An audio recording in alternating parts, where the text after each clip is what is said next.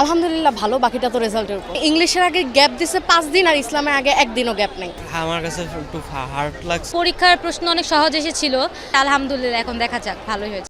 অবস্থা খারাপ, খাতা সহজ করে দেখে তাহলে আমরা ইনশাল্লাহ পাস করব।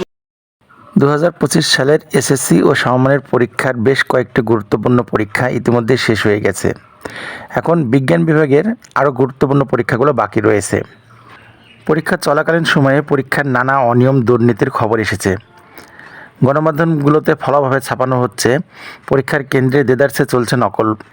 কেন্দ্রের বাইরে থেকে দেয়াল টোপকে অনেকেই নকল সরবরাহ করছে। এছাড়াও শিক্ষকদের সহায়তাও শিক্ষার্থীরা মহা আনন্দে কেন্দ্রে বই খুলে নকল করছে বলেও খবর পাওয়া গিয়েছে।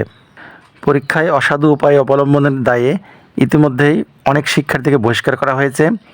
পরীক্ষার সাথে সংশ্লিষ্ট অনেক অফিসারকেও বিভিন্ন মেয়াদে বহিষ্কার করা হয়েছে। জানা গেছে তাদের উপস্থিতিতেই পরীক্ষার্থীরা ভালোভাবে নকল করছে। নকল এমন একটি ব্যবস্থা যেটা শিক্ষার মেরুদণ্ড নষ্ট করে দেয়।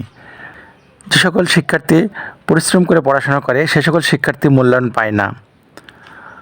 অপরদিকে যারা কম লেখাপড়া করে এবং পরীক্ষা অসাধু উপায় অবলম্বন করে তাদের রেজাল্টই ভালো হয়। বিগত পরীক্ষাগুলো লক্ষ্য করলে দেখা যায় প্রতিবারই এরকম অনিয়মের খবর আসে, তদুপরি শিক্ষার্থীদের পরীক্ষা ভালো হয়। এবার শিক্ষা মন্ত্রণালয় থেকে শিক্ষা ব্যবস্থার অত্যন্ত গুরুত্ব সহকারে বিবেচনা করা হবে বলে আগে জানিয়েছে। এখন শিক্ষার্থীরা বিভিন্ন দ্বিধাদ্বন্দ্বে ভুগছে। যে সকল শিক্ষার্থীর ভালো পরীক্ষা হয়েছে তারা তো মহানন্দে রয়েছে, কিন্তু অনেক শিক্ষার্থীর পরীক্ষাই মনের মতন হয়নি। পরীক্ষার কেন্দ্র থেকে বের হয়ে শিক্ষার্থীরা মিশ্র প্রতিক্রিয়া ব্যক্ত করেছে। কিছু শিক্ষার্থীর বক্তব্য তাদের পরীক্ষা খুব ভালো হয়েছে, তাদের A+ থাকবে, এবং অধিকাংশ শিক্ষার্থী পরীক্ষা ভালো দিতে পারেনি বলে অভিব্যক্ত করেছে।